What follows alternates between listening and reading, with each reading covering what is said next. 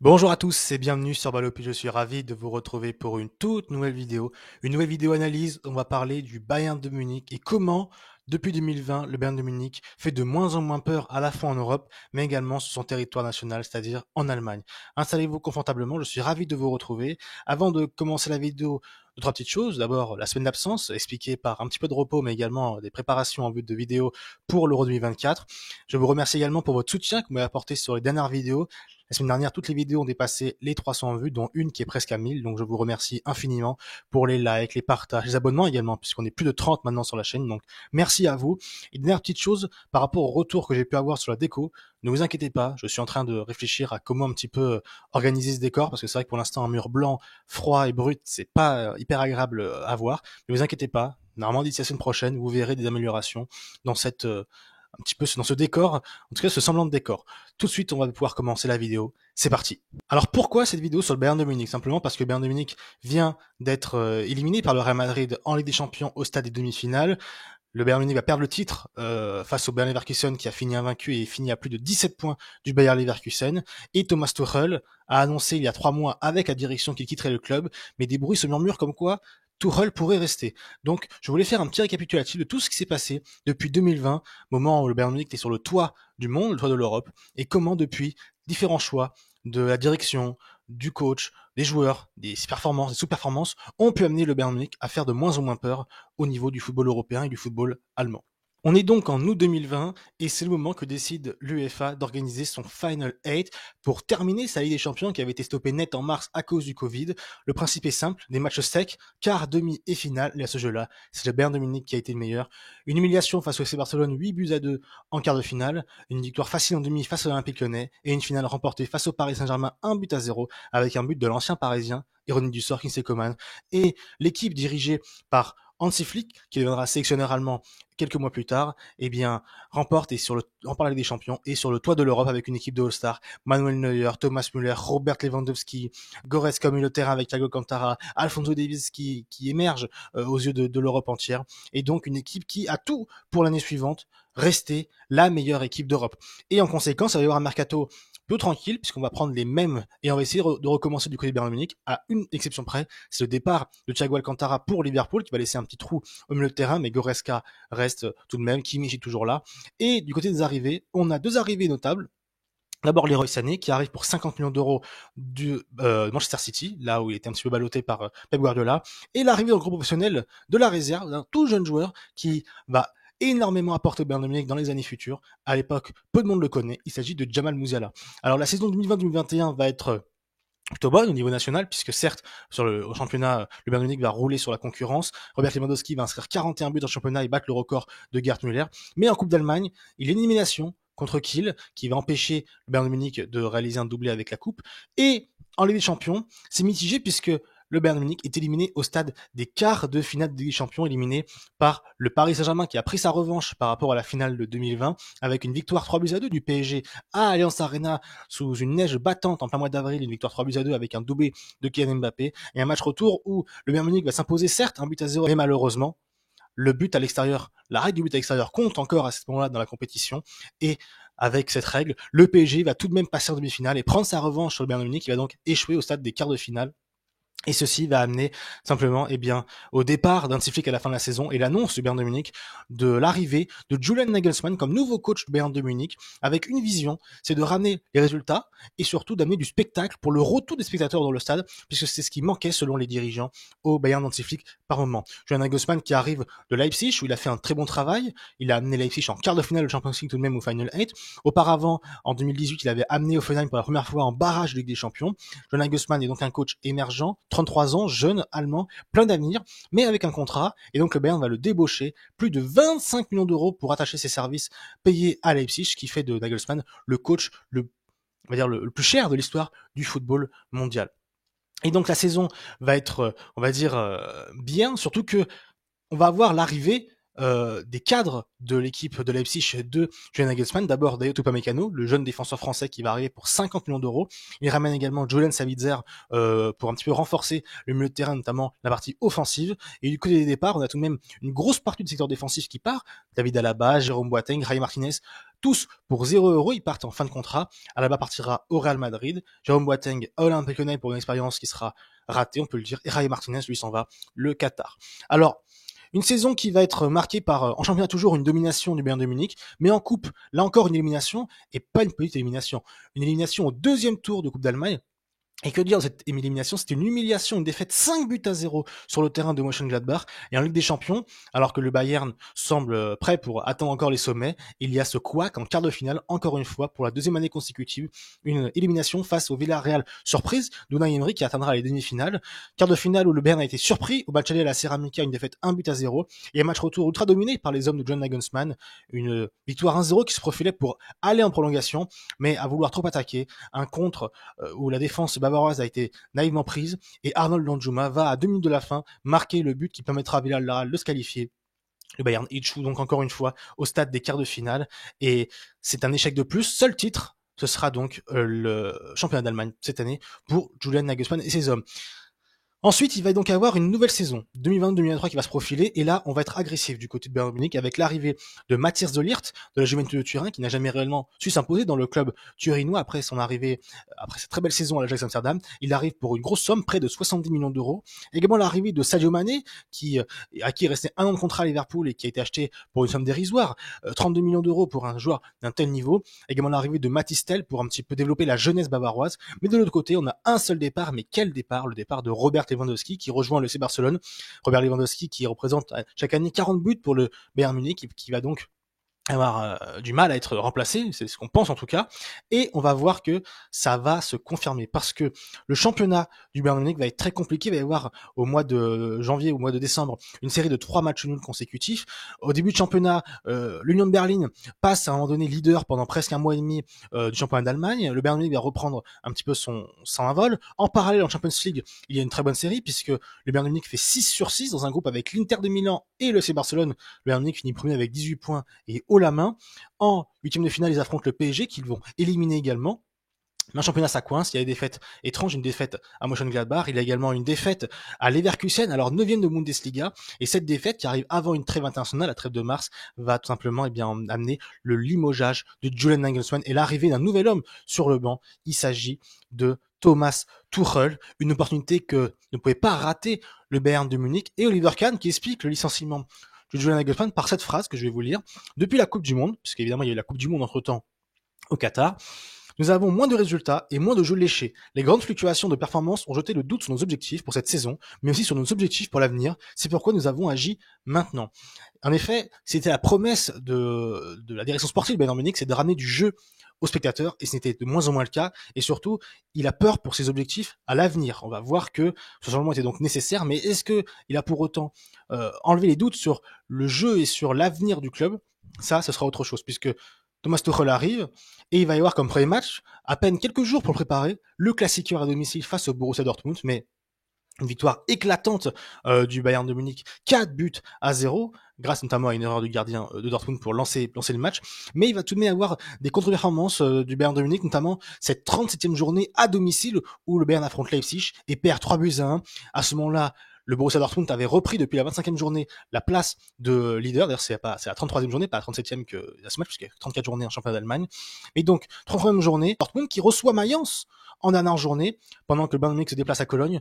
On se dit donc que Thomas Tuchel va perdre la Bundesliga, sachant qu'il a déjà perdu la Ligue des Champions, puisqu'entre-temps, le Bayern Munich a été éliminé, et plus que ça, a été humilié à l'Etihad Stadium 3 buts à 0 par Manchester City, avant de concéder le nul un partout au retour. Et en Coupe d'Allemagne, une défaite face à Fribourg de buts à 1 à domicile va conduire encore une élimination, une 3e année consécutive en Coupe d'Allemagne. Et donc Thomas Tuchel, qui arrivait avec encore tous les trophées possibles à gagner, eh bien, il n'a plus que le championnat, et un championnat, le titre est premier à Dortmund, mais il y a un choc monumental de Dortmund qui, à domicile, ne peut faire mieux que match nul, 2 buts partout face à Mayence, et de l'autre côté, le Bayern Munich va s'imposer à Cologne 2-1 grâce à un but dans les derniers instants de jeu. Sa jeune pépite qui était arrivée en 2020 dans le groupe professionnel, on en a parlé, Jamal Musiala. Ce qui fait que, au final, on a une égalité parfaite au classement, 71 points pour le Bayern, 71 points pour Dortmund, mais à la différence de but, c'est le Bayern de Munich qui remporte le championnat. Thomas Tuchel va réussir à sauver les meubles en remportant un championnat qui était promis à Dortmund, mais cet échec cuisant, on peut le dire, parce que certes c'est un championnat gagné, mais avec beaucoup de difficultés, va amener tout simplement la fin de la direction sportive du duo Oliver Kahn et Salihamidzic. Les deux vont donc partir et il va y avoir jusqu'au mois d'avril 2024 aucun directeur sportif, aucune direction sportive réelle nommée, ce qui pourrait jeter le flou sur le mercato à venir avec Thomas Tuchel, même si on sait que maintenant Thomas Tuchel va pouvoir avoir le temps de construire son équipe, de construire une idée de jeu, comme il avait pu le faire avec le PSG ou avec Chelsea. Et le mercato va dans ce sens avec de nombreuses arrivées fortes. Harry Kane qui arrive pour près de 100 millions d'euros de Tottenham, Kim Min-jae qui était le défenseur que toute l'Europe s'arrachait après sa saison extraordinaire au Napoli qui arrive pour 50 millions d'euros. On peut également parler de l'arrivée ensuite au mercato d'hiver d'Eric Dyer ou encore de Sacha Boey, Rafael Guerreiro également qui vient de Dortmund libre à l'été 2023. Mais de l'autre côté, on a des départs importants. Lucas Hernandez, même s'il est rentré de moins en moins dans les plans du Bayern de Munich au vu de ses blessures. Sadio Mané, qui après des brouilles dans le vestiaire et, on va dire, d'un comportement un peu douteux, va partir en Arabie Saoudite. Également, Benjamin Pavard, qui va partir du côté de l'Inter. Sabitzer, qui n'a jamais vraiment réussi à être intégré au sein du Bayern, qui va partir du côté de Dortmund. Mais donc, on a une équipe qui se renforce et qui, sur le papier, avec les joueurs, on va dire, qui sont dans le groupe bavarois, tout pour réaliser une saison de rêve avec en plus Harry Kane, qui est le digne héritier, le digne remplaçant de Lewandowski en pointe de l'attaque munichoise, mais rien ne va se passer comme prévu. Ça, c'est le moins qu'on puisse dire, puisque tout début de la saison, cette Super Coupe d'Allemagne, organisée à la maison, à Allianz Arena, et Leipzig, en face, va s'imposer 3-0 face à une défense qui va prendre l'eau du côté du Bayern. Premier trophée perdu par le Bayern de Munich. Harry Kane sera donc toujours sans trophée. Puis arrive le championnat, et là, un championnat, on peut le dire, c'est une catastrophe où le Bayern de Munich va enchaîner les contre-performances. Il va y avoir cette humiliation à Francfort 5-1. Il va y avoir cette défaite à Leverkusen 3-0, suivie d'une défaite à domicile face à Bochum 3-2. Et des défaites du côté de Bayern Munich, mais de l'autre côté, une concurrence qui marche bien. Et on parle de qui? De Leverkusen, de Xabi Alonso, qui a pris l'équipe qui était 17e à son arrivée la saison précédente, et bien qu'il a réalisé une saison historique où le Bayer Leverkusen, à l'heure où je de cette vidéo, il reste une journée, mais est invaincu en championnat et a 17 points d'avance sur le Bayern de Munich. Ce Bayern de Munich va donc, vous l'aurez compris, perdre le championnat, et pas qu'un peu, avec des défaites embarrassantes. Cette défaite à domicile face à Dortmund, cette défaite à Leverkusen 3-0 au match retour, un match qui était encore un enjeu pour le titre, et cette défaite terrible sur le terrain du premier Heidenheim 3-2 alors que le Bayern menait 2-0 et avec une défense Upamecano en premier lieu et Mathis de Ligt qui passe à côté. Alors là où les Bavarois peuvent se réjouir, c'est la Champions League où il y a une phase de groupe plus ou moins maîtrisée, un huitième de finale avec un match aller terrible face à la Lazio, mais un retour où le Bayern Munich affirme son statut de favori, un quart de finale face à Arsenal où beaucoup voyaient le club londonien favori.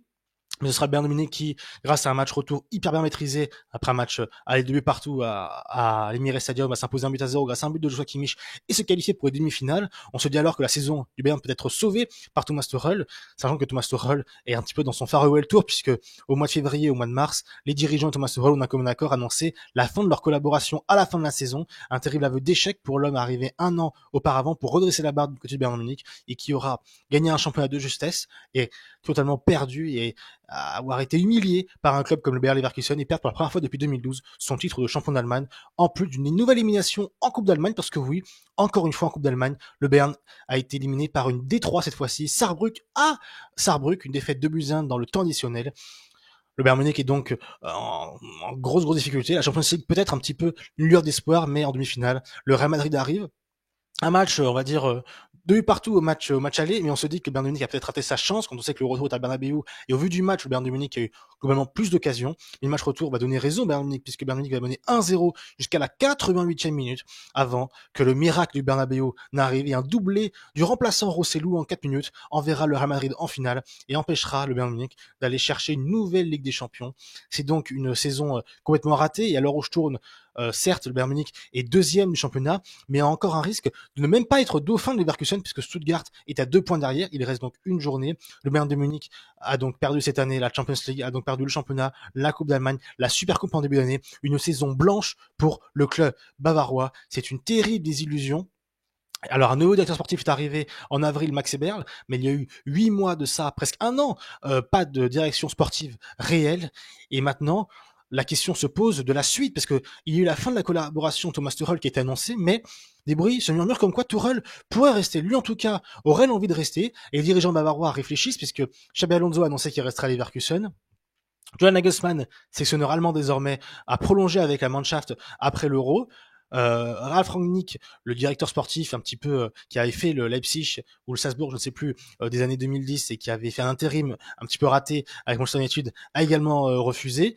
Donc maintenant, la question se pose de pourquoi pas garder Thomas Tuchel et de repartir avec cette équipe, même si on sent que de nombreux changements doivent arriver. On a Leroy Sané et Serge Gnabry qui sont plus que jamais sur le départ avec des performances en dents de scie, puisque c'est aussi ça la problématique du Bayern qui ne fait plus peur actuellement, c'est que le Bayern Munich, à part Harry Kane, et encore Harry Kane a été maladroit sur beaucoup de matchs cette saison, eh bien les joueurs de côté que sont Sané et Gnabry, eh bien ne sont pas cliniques devant le but. Sané a loupé un nombre incalculable d'occasions face au Real Madrid. Alors certes, il marque un but, il y en a plein d'autres qui doivent marquer mais qui ne marquent pas. On a un Coman qui a depuis 8 ans et qui est beaucoup trop blessé, malheureusement pour lui. On a un milieu de terrain, Goretzka, Leimer, qui n'a pas le niveau. Goretzka est très loin de son niveau du Final 2020 et Leimer peut-être un petit cran en dessous d'un club comme le Bayern de Munich. On a une défense à la rue complètement. Dolliard qui est acheté pour 70 millions d'euros a du peine à convaincre, à tel point que c'est Eric Dyer qui maintenant est titulaire dans la défense bavaroise, et que dire de Dayot Upamecano et Kim Min-jae qui ont été relégués à de simples remplaçants par Thomas Tuchel qui joue pour les matchs de rotation. Kim Min-jae, on l'a vu, a été bouffé dans le match aller contre le Real Madrid par Vinicius, ça a été catastrophique. Dayot Upamecano qui a l'Euro en ligne de mire, lui non plus n'a pas été rassurant du tout, et même à beaucoup de moments, on va dire, un petit peu d'absence dans les matchs du Bayern de Munich. Donc le Bayern de Munich se retrouve à l'été 2024 à la croisée des chemins entre d'un côté la volonté de trouver un coach pour une nouvelle dynamique, mais aucun coach ne veut venir au Bayern de Munich, et Thomas Tuchel serait l'homme qui devrait rester, alors que depuis 3 mois on annonce qu'il devrait partir, un petit peu à l'image de Xavi au FC Barcelone.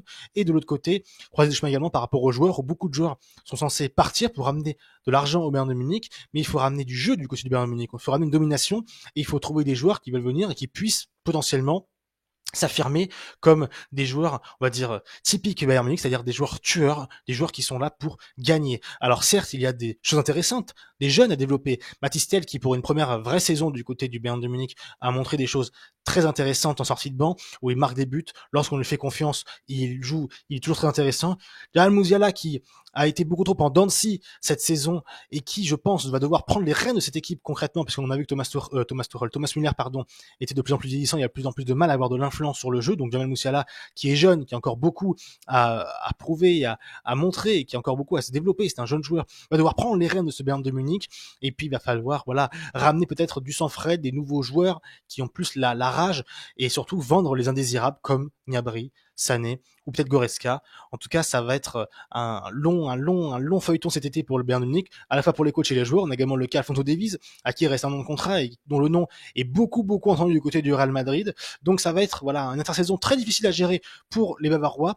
Une nouvelle direction sportive avec Max Eberl qui va devoir faire des choix, qui va devoir réussir à construire une équipe pour gagner et pour redonner au Bayern de Munich une domination nationale qu'il a perdue depuis, j'ai envie de dire 2022, puisque la saison dernière, il a certes le titre remporté, mais à la dernière journée sur un coup du sort où le Bayern ne doit jamais être champion, et la Coupe d'Allemagne que le Bayern ne remporte plus depuis 2020 avec des éliminations contre Kiel, Mönchengladbach, Saarbrück, Fribourg, des équipes inférieures au Bayern de Munich, et la Ligue des Champions, le Bayern de Munich perd à Villarreal, perd face au Bayern. Alors certes, il y a un antécédent, le Bayern face au Real, pardon, où le Real est une grande équipe européenne, mais cette année, c'est peut-être l'année ou jamais où le Real Madrid était prenable avec une équipe qui était en une année de transition avant l'arrivée d'Mbappé cet été, mais le Bayern Munich a échoué avec ce match aller où il a eu l'erreur de laisser le Real Madrid en vie, et quand on sait qu'il y a un match retour à Bernabéu et que le Real est en vie, c'est très compliqué pour aller chercher le Real Madrid. Donc il va y avoir une croisée des chemins, comme j'ai dit, où Bayern Munich va devoir faire des choix pour un petit peu effacer la politique sportive qui existe depuis 2 ou 3 ans, où il y a des flous autour de certains joueurs, de certains coachs, et autour d'une idée globale de développement du Bayern de Munich comme équipe. Donc ça va être un été très intéressant à suivre. Dites-moi en commentaire, vous, ce que vous pensez de, entre guillemets, attention, c'est un grand mot que je vais utiliser, mais une chute, pas vraiment une chute, mais en tout cas une baisse, on va dire, force, on peut le dire, du Bayern Munich sur la scène nationale et la scène européenne. Est-ce que vous pensez que Bayern peut redevenir un grand d'Allemagne l'année prochaine quand on voit que Leverkusen va peut-être perdre certains éléments clés qui ont fait son succès cette année, que Stuttgart était dans une année d'euphorie, que Dortmund peut-être lui peut, au vu de sa finale de Ligue des Champions comme cette année, emmagasiner sur sur ce parcours européen et peut-être redevenir un élément fort du championnat allemand l'année prochaine. Comment vous voyez le futur du Bayern de Munich? Comment vous expliquez la saison ratée actuelle du Bayern de Munich? Est-ce que c'est les individualités? Est-ce que c'est l'absence de vision sportive dans les bureaux? Dites-moi en commentaire ce que vous en pensez. J'espère que cette vidéo vous a plu. Si c'est le cas, comme d'habitude, un petit like, un abonnement, un commentaire, ça fait toujours plaisir pour développer la chaîne, pour qu'elle puisse être vue par le plus grand nombre. Et moi, sur ce, je vais vous souhaiter une bonne journée, une bonne soirée, une bonne nuit, sur le moment où vous me regardez. Et n'oubliez jamais, vive le foot.